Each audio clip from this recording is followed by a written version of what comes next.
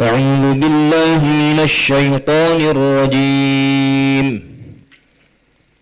بسم الله الرحمن الرحيم. ووهبنا له إسحاق ويعقوب كلا هدينا ونوحا هدينا من قبل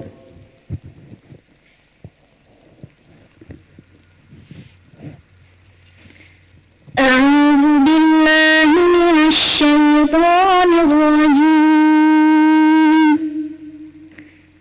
بسم الله الرحمن الرحيم. ووهبنا له إسحاق ويعقوب كلا هدينا ونوحا هدينا من قبل ومن ذريته داود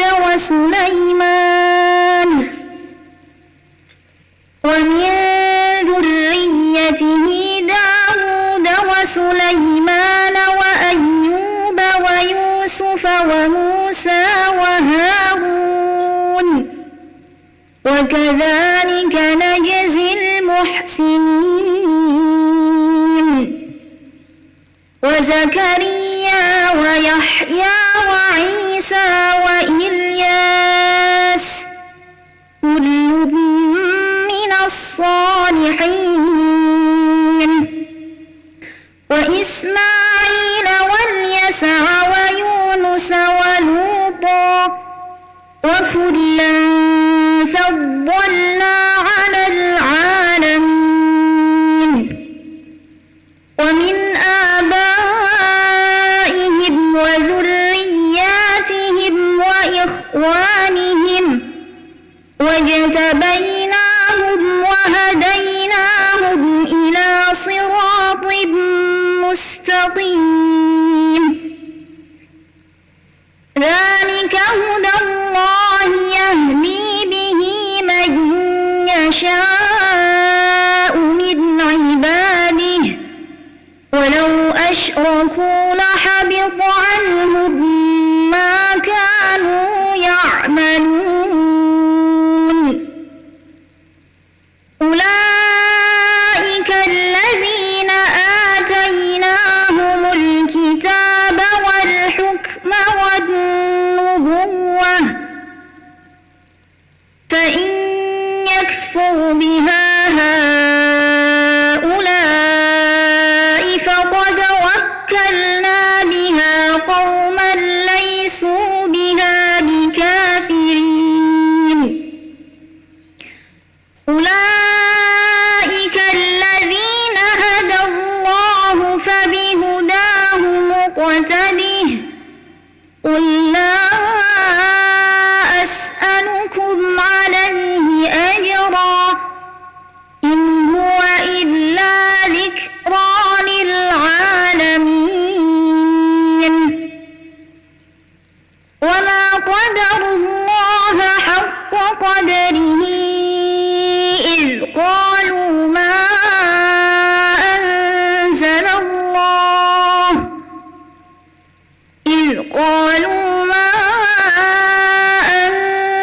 الله على بشر من شيء. قل من أنزل الكتاب الذي جاء به موسى نورا وهدى للناس تجعلونه قراطيس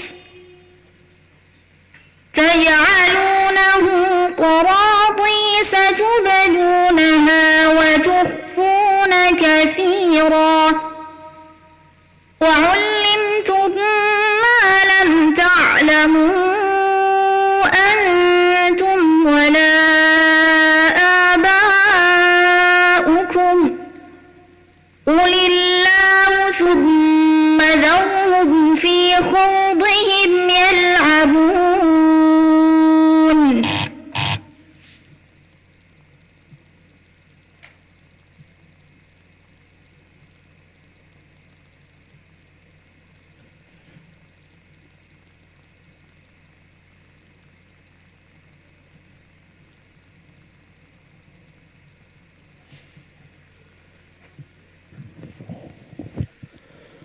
هو الذي جعل الشمس ضياء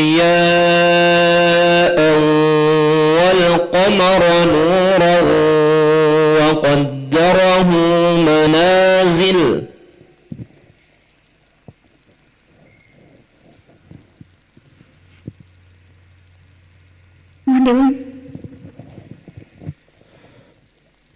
هو الذي جعل الشمس ضياء والقمر نورا وقدره منازل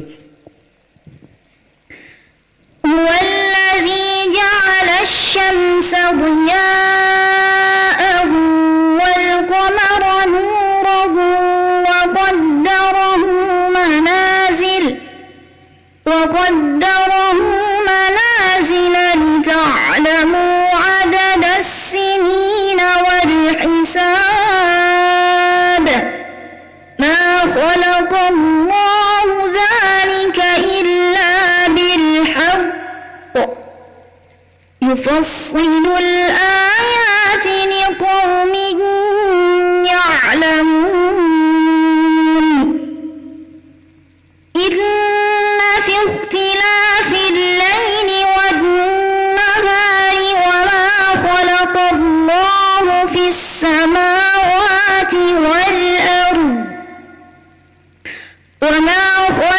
الله في السماوات والأرض لآيات لقوم يتقون إن الذين لا يرجون لقاءنا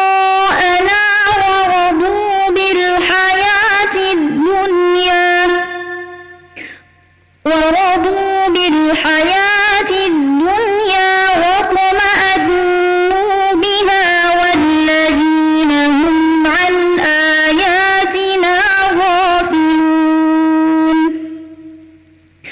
أولئك مأواهم النار بما كانوا يكسبون إن الذين آمنوا وعملوا الصالحات يهديهم ربهم بإيمانهم تجري من تحتهم الأنهار في جنات النعيم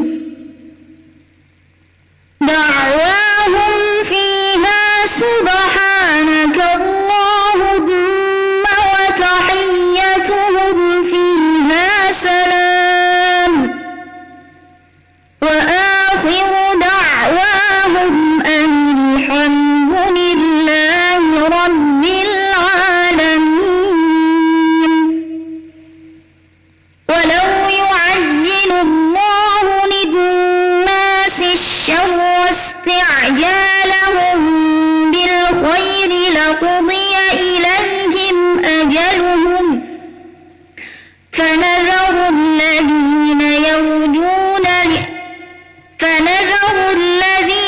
لا يرجون لقاءنا في طغيانهم يعمهون وإذا مس الإنسان الضر دعانا لجنبه أو قاعدا أو قائما فلما كشفنا عنه ضره مر كأن لم يدعنا إلى ضر مسه كذلك زين للمسرفين ما كانوا يعملون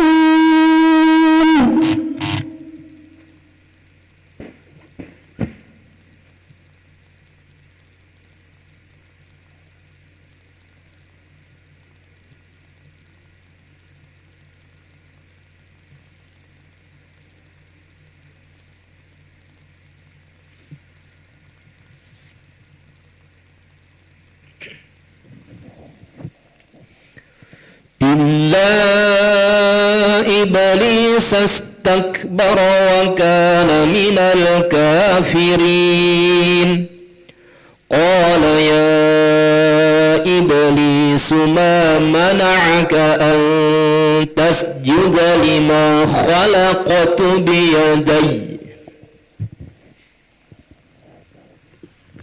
إلا إبليس استكبر وكان من الكافرين قال يا إبليس ما منعك أن تسجد لما خلقت بيدي أستكبرت أم كنت من العالين قال أنا خير منه خلقتني من نار وخلقته من طين قال فاخرج منها فإنك رجيم وإن عليك لعنتي إلى يوم الدين قال رب فأنظرني إلى يوم يبعثون قال فإنك من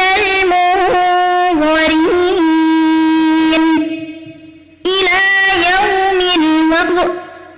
إلى يوم الوقت المعلوم قال فبعزتك لأغوينهم أجمعين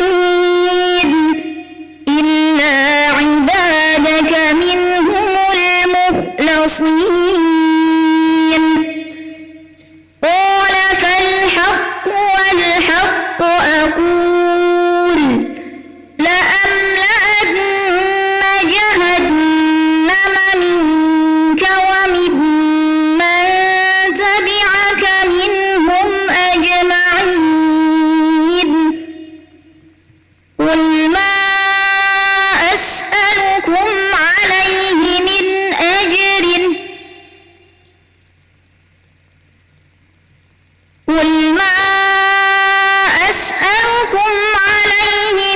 أجر وما أنا من المتكلفين إن هو إلا ذكر للعالمين ولتعلمن نبأه بعد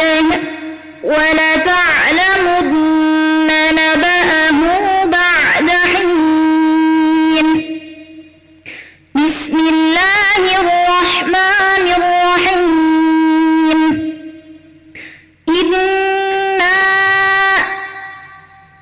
بسم الله الرحمن الرحيم تنزيل الكتاب من الله العزيز الحكيم إنا أنزلنا إليك الكتاب بالحق فاعبد الله مخلصا له الدين ألا لله الدين الخالص والذين اتخذوا من دونه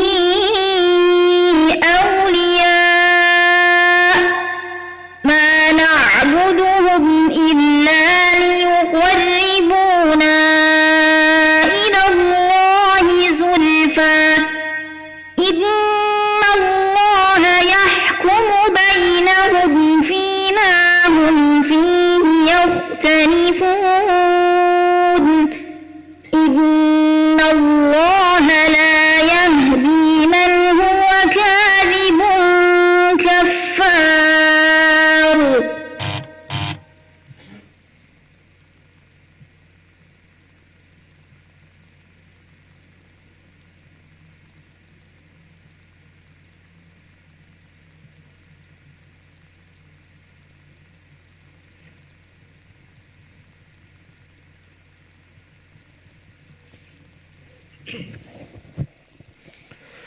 ولكل درجات مما عملوا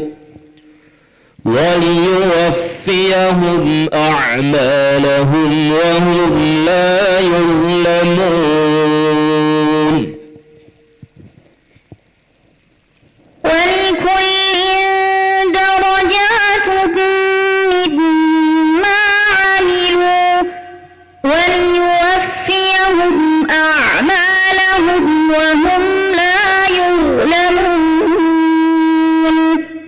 ويوم يعرض الذين كفروا على النار أذهبتم طيباتكم في حياتكم الدنيا واستمتعتم بها فاليوم تجزون عذاب الهون بما كنتم تستكبرون في الأرض بغير الحق وبما كنتم تفسقون واذكر أخو عاد إذ أنذر قومه بالأحقاف وقد خلت النذر من بين يديه ومن خلفه ألا تعبدوا إلا الله إني أخاف عليكم عذاب يوم عظيم قالوا أجئتنا لتأفكنا عن آلهتنا فأتنا بما تعدنا إن كنت من الصادقين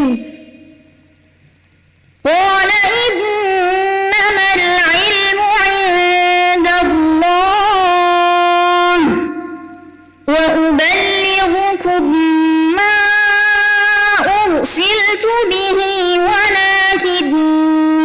ولكني أراكم قوما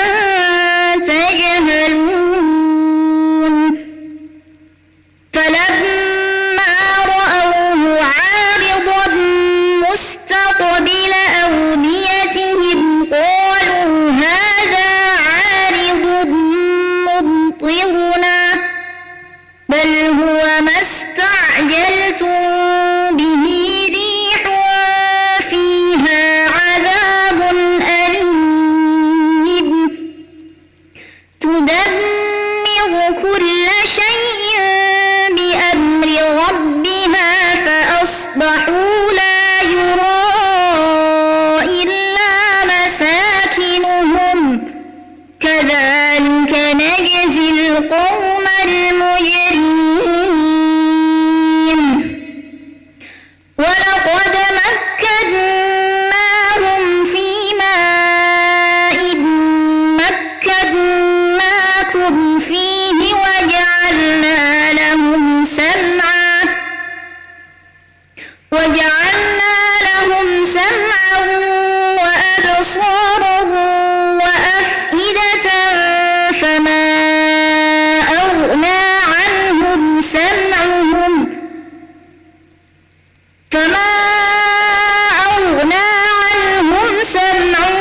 ولا أبصارهم ولا أفئدتهم من شيء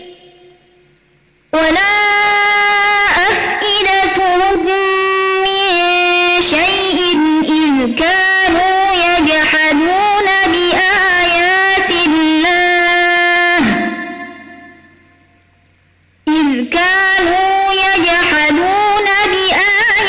الله وكانوا به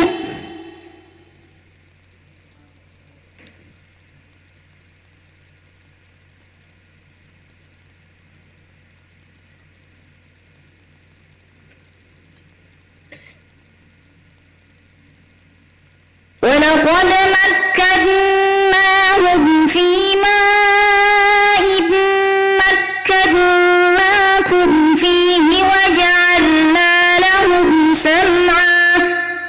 وجعلنا لهم سمعا وأبصارا وأفئدة فما أغنى عنهم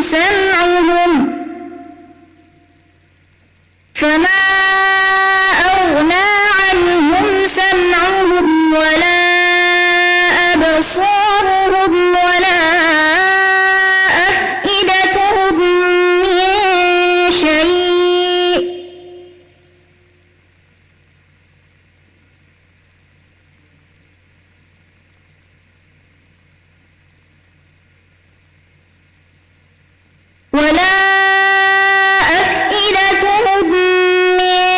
شيء إذ كانوا يجحدون بآيات الله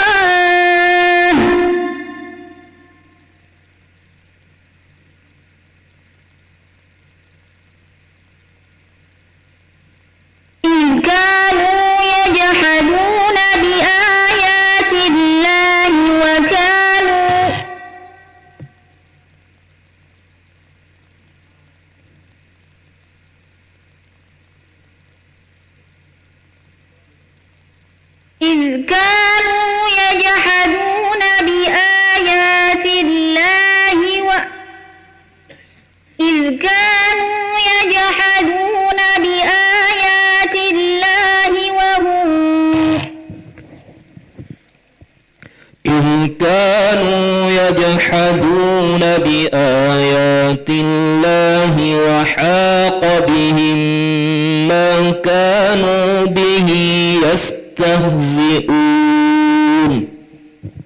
إذ كانوا يجحدون بآيات الله وحاق بهم ما كانوا به يستهزئون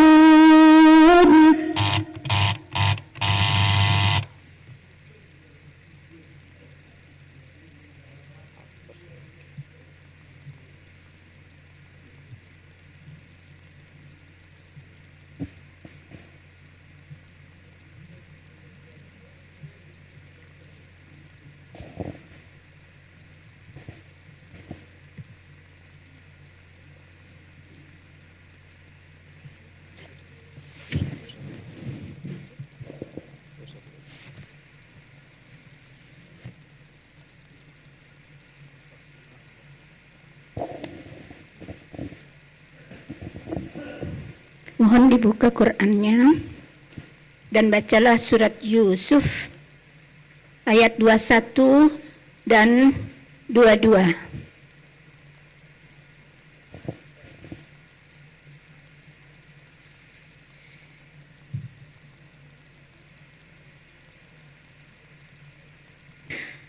A'udzu billahi minasy syaithanir rajim. Bismillahirrahmanirrahim. وقال الذي اشتراه من مصر لامرأته أكرمي مثواه عسى أن ينفعنا أو نتخذه ولدا وكذلك مكنا ليوسف في الأرض ولنعلمه من تأويل الأحاديث والله غالب على أمره ولكن أكثر الناس لا يعلمون ولما بلغ أشده آتيناه حكما وعلما وكذلك نجزي المحسنين. Terima kasih. Jelaskan makna kosakata di bawah ini. Ishtara, membelinya. Nattakhidhu, kami ambil dia. Al-ahadith, peristiwa-peristiwa. Ashuddahu, udah cukup dewasa.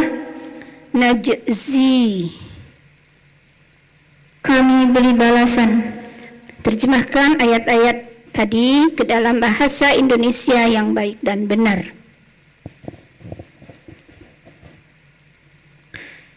Bismillahirrahmanirrahim.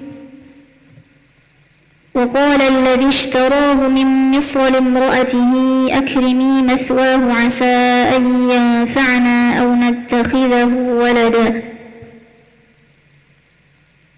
Dan orang yang membeli Yusuf dari Mesir berkata kepada istrinya, berikanlah tempat atau kedudukan yang mulia kepada Nabi Yusuf alaihissalam. Semoga dia bermanfaat bagi kita, atau kita jadikan dia sebagai anak. Wa kadzalika makkanna li Yusuf fil ard. Dan demikianlah kami beri kedudukan kepada Nabi Yusuf alaihissalam di bumi. Wa linu'allimahu min ta'wilil ahadits. Dan kami ajarkan dia tentang takwil peristiwa-peristiwa. Allahu ghalibun ala amrihi walakin aktsarun nasi la ya'lamun.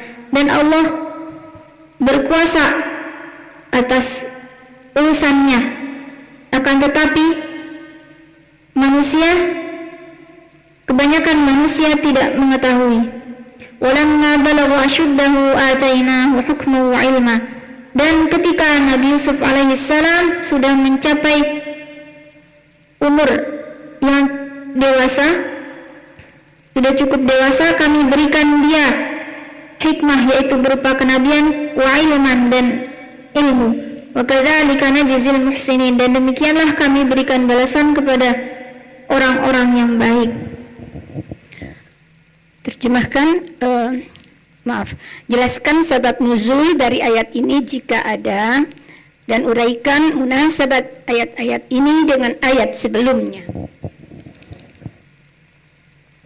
Adapun sabab nuzul pada ayat ini tidak ada, karena menceritakan mengenai kisah. Kemudian mengenai munasabah ayat ini dengan ayat sebelumnya. Pada ayat sebelumnya Allah menjelaskan bahwasannya para musafir yang telah menemukan Nabi Yusuf alaihissalam di dalam sumur, mereka menjual Nabi Yusuf dengan harga yang rendah. Kemudian pada ayat ini Allah Subhanahu wa taala menjelaskan bahwasannya orang yang membeli Nabi Yusuf alaihissalam adalah orang Mesir, yang mana ketika dia membelinya, ia memerintahkan kepada istrinya untuk memberikan kedudukan yang mulia kepada Nabi Yusuf alaihissalam. Ya, tafsirkan ayat-ayat ini dengan uraian yang jelas dan rinci. Bismillahirrahmanirrahim. وقال الذي اشتراه من مصر لامرأته أكرمي مثواه عسى أن ينفعنا أو نتخذه ولدا. Pada ayat ini Allah Subhanahu wa taala menjelaskan bahwasannya orang yang membeli Nabi Yusuf alaihissalam, yaitu Al-Aziz, beliau berasal dari Mesir dan beliau merupakan menteri dari Mesir, yang kemudian pada saat itu dia ditemani oleh istrinya. Pada saat Al-Aziz melihat Nabi Yusuf alaihissalam, beliau melihat bahwa Nabi Yusuf alaihissalam mempunyai kemuliaan yang lebih. Maka dari itulah beliau memerintahkan kepada istrinya untuk memberikan kedudukan, memberikan tempat yang mulia kepada Nabi Yusuf alaihissalam. Beliau memerintahkan agar dia tidak dijadikan sebagai pelayan, akan tetapi dia dijadikan sebagai keluarga. asa an yanfa'na aw nattakhidahu walada. Beliau berharap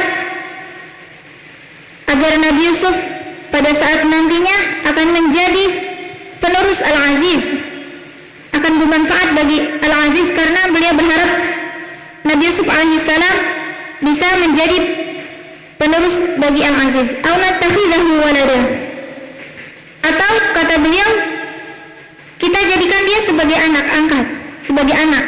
Karena menurut Profesor Wahbah Az-Zuhaili di dalam tafsir Al-Munir dijelaskan bahwasanya Al-Aziz ini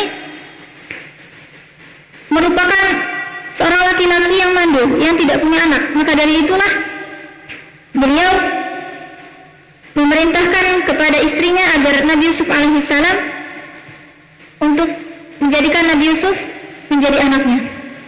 Wa kadzalika makkanna li Yusuf fil ard. Kemudian kata Allah Subhanahu wa taala, demikianlah Allah memberikan kedudukan yang mulia Nabi Yusuf alaihissalam berkat ketabahannya, kesabarannya ketika menghadapi beberapa cobaan dari sejak kecil, dimulai dimusuhi oleh saudara-saudaranya, kemudian dia dimasukkan ke dalam sumur, di mana itu semua merupakan tipu daya saudara-saudaranya yang cemburu kepada Nabi Yusuf alaihissalam. Walinu'allimahu min ta'wilil ahadits. Kemudian Allah juga menjelaskan bahwasanya Nabi Yusuf alaihissalam diajarkan mengenai takwil peristiwa-peristiwa, sebagaimana Nabi Yusuf ketika di penjara, beliau bisa menakwil, bisa menafsirkan makanan yang akan diberikan kepada temannya yang di penjara, dan ini merupakan ilmu yang diberikan oleh Allah Subhanahu wa taala, yaitu takwil hadis, takwil peristiwa-peristiwa, sebagaimana Allah Subhanahu wa taala berfirman, qala la ya'tikuma ta'amun turzaqanihi illa nabba'tukuma bita'wilihi qabla an ya'tiyakuma dzalikuma mimma 'allamani rabbi inni taraktu millata qaumin la yu'minuna billahi wa hum bil akhirati hum kafirun.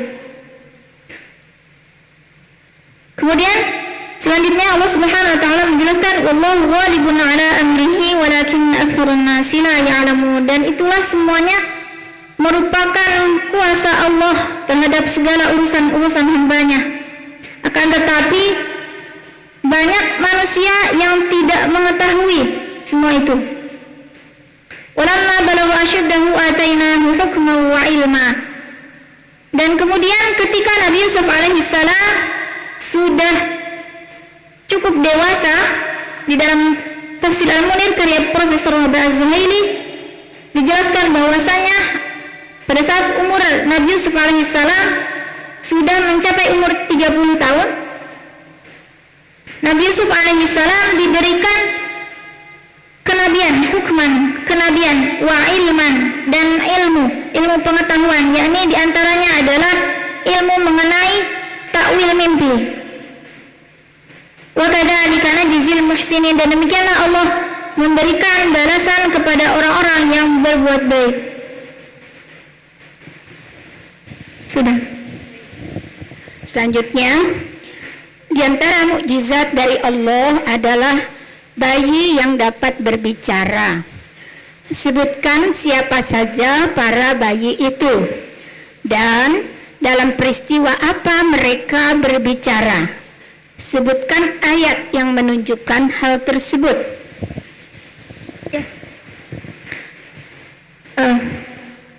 Adapun mengenai bayi yang dapat berbicara itu, yaitu saksi ketika Nabi Yusuf alaihissalam digoda oleh istrinya Al-Aziz, yaitu Zulaikha. Pada saat itu istri Al-Aziz Zulaikha menuduh Nabi Yusuf alaihissalam bahwasannya Nabi Yusuf alaihissalam telah menggoda Zulaikha untuk melakukan perbuatan zina. Kemudian Nabi Yusuf alaihissalam mengatakan bahwasanya Zulaiha inilah yang telah menggoda Nabi Yusuf alaihi salam, dan perkataannya ini juga dikuatkan oleh seorang saksi. Seorang saksi ini adalah diantaranya dikatakan bahwasanya seorang bayi yang diberikan kemampuan oleh Allah Subhanahu wa Ta'ala untuk berbicara mengenai kesaksiannya bahwasannya Nabi Yusuflah yang dituduh, Zulaiha lah yang menggoda Nabi Yusuf alaihi salam. Sebagaimana Allah Subhanahu wa Ta'ala berfirman, qala hiya rawadatni an nafsi wa shahida syahidun min ahliha in kana qamisuhu qudda min qubulin fasadaqat wa huwa minal kadhibin. Sudah, Bu. Satu saja ya. Oke. Yang terakhir yaitu pelajaran apa yang bisa diambil dari ayat-ayat di atas.